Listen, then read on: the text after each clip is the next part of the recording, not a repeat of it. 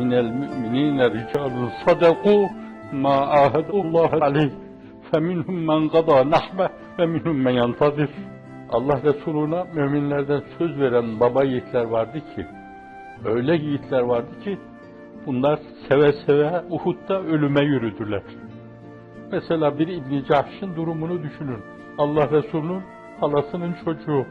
Allah'ım karşıma yaman bir gavur çıkar.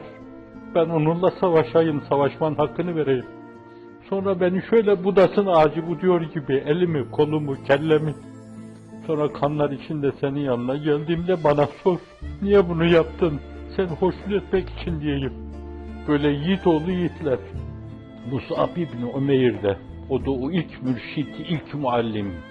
Medine'de bir sürü ansarı arkasına takıp Akabe'de Efendimizin huzuruna taşıyan büyük mürşit Mus'ab İbni Umeyr.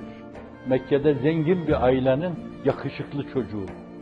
O sokakta yürürken bütün panjurlar açılıyor, kadınlar ona bakıyordu. Her şeyi ayağın ucuyla itti gençliğinde.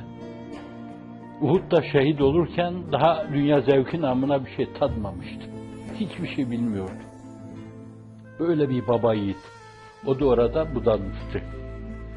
Allah Resulü'nün önünde Allah Resulü'ne kalkan kılıçlara karşı kol kaldırmıştı, el kaldırmıştı.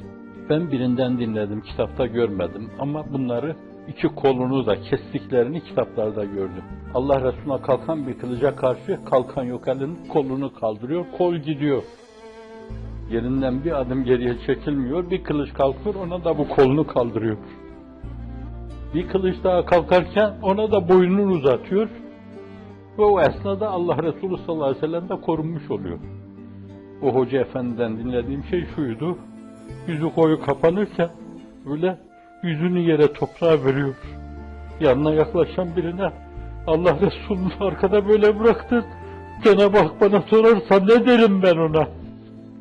Şimdi böyle düşünen insanlar zaviyesinden minel müminine ricalun sadaku ma ahadullah, Allah'a verdikleri sözü sadakat içinde yerine getirdiler.